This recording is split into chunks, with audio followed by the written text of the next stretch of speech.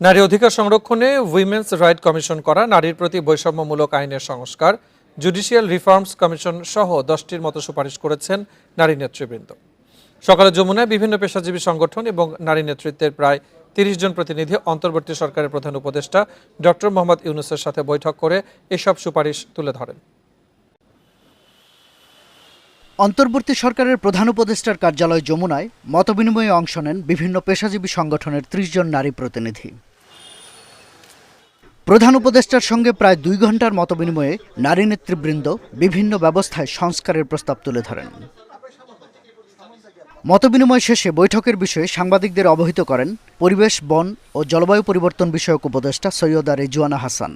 Judicial reforms commission করার কথা বলা হয়েছে। নারীর প্রতি বৈষম্যমূলক অনেক আইন যেগুলো আন্তর্জাতিকও আছে, জাতীয় আছে, সেগুলোর ক্ষেত্রে বাংলাদেশের একটা স্পষ্ট অবস্থান নেওয়া, যেমন উত্তরাধিকারের ক্ষেত্রে সমান অধিকারের জন্য একটা অবস্থান নেওয়া, পারিবারিক ক্ষেত্রে, অভিভাবকত্বের ক্ষেত্রে, নাগরিকত্বের ক্ষেত্রে, এইগুলোতে আন্তর্জাতিক যে আইনগুলো আছে যেগুলো বৈষম্যটাকে অ্যাড্রেস করেছে, বাংলাদেশ সেগুলোর ব্যাপারে আন্তর্জাতিক আইনে কোথাও কোথাও রিজার্ভেশন রেখে দিয়েছে। তো সেই রিজার্ভেশনটার উইথড্র করারও একটা দাবি এসেছে। পাশাপাশি কল্পনা চাকমা, মুনিয়া সহ বিভিন্ন সময়ে নারী হত্যাকাণ্ডের বিচার নিশ্চিতেরও দাবি জানানো হয়।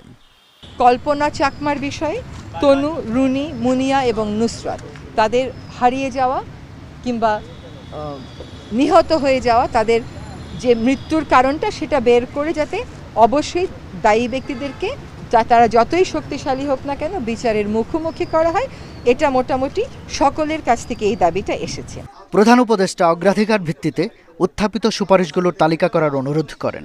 কোনো দলীয় সরকার এসে এসব সুপারিশ যেন বদলাতে না পারে সে বিষয়ে নজর দেওয়ার উপর একমত পোষণ করা হয় মতবিনিময়ে। শাহাদাত স্বপন, ইন্ডিপেন্ডেন্ট নিউজ, ঢাকা।